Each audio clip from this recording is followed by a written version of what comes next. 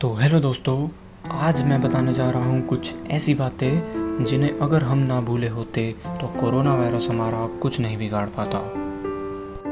दोस्तों, quarantine word आजकल काफ़ी कॉमन हो गया है और हम में से कई लोग ऐसे भी होंगे जिन्हें कोरोना आने से पहले इसका मतलब भी नहीं पता था।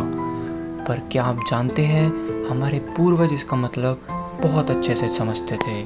तभी तो नया बच्चा होने पर बच्चे और उसकी माँ को पूरे 1 महीने तक अलग कमरे में क्वारंटाइन कर दिया जाता था और जो कोई भी बाहर से मिलने आता तो उसे भी 5 से 7 घंटे अलग कमरे में बैठाने के बाद ही बच्चे या माँ से मिलने दिया जाता था। तीज त्योहार मनाकर साल में 2 बार पूरे घर की चूने से पुताई की जाती थी, या कह सकते हैं पूरे घर को साल में 2 बार सैनिटाइज किया जाता था।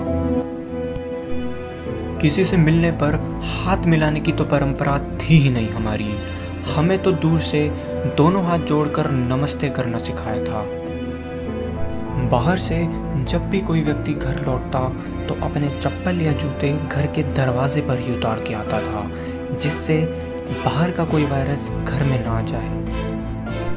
प्राचीन भारत की एक और समृद्ध परंपरा होती थी कि जो लोग मांस मच्छी खाते थे या नॉनवेज खाते थे उन्हें गांव के बाहर बसाया जाता था, जिससे जानवरों का वायरस इंसानों में ना फैल सके।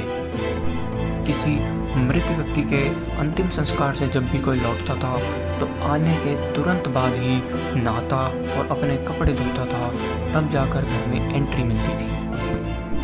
और मृत व्यक्ति का जितना भी सामान, यहाँ तक कि उसकी चारपाई और बिस्तर तक को भी घर से बाहर निकाल दिया जाता था। शायद आप नहीं जानते, हमारे पूर्वज कमाल के साइंटिस्ट हुआ करते थे जिन्होंने ध्वनि विज्ञान की खोज करी थी।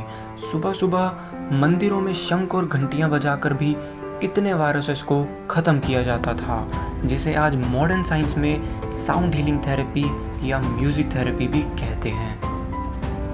गाय के शुद्ध देसी घी का दिया जलाकर भी घर को वायरस फ्री बनाया जाता था। अपने इम्यून सिस्टम को स्ट्रॉन्ग बनाने के लिए खाना मिट्टी, कॉपर या ब्रॉन्ज के बर्तन में बनता था, एल्यूमिनियम में नहीं। पर आज जब भी कोई इन नियमों का पालन करता है तो उसे अनपढ़, गंवार या ब्लडी प्रिमिटिव कहा जाता है। मॉडर्नाइजेशन और वेस्टर्न कल्चर, इन दोनों ने हमारे सामाजिक नैतिक मूल्यों, आदर्शों और हमारी समृद्धशाली परंपराओं को ख़त्म कर दिया है। तो आओ दोस्तों, इस वीडियो को पूरे भारत में फैलाएं और सोए हुए भारत को एक बार फिर से जगाएं। देश से है प्यार तो हर पल ये कहना चाहिए,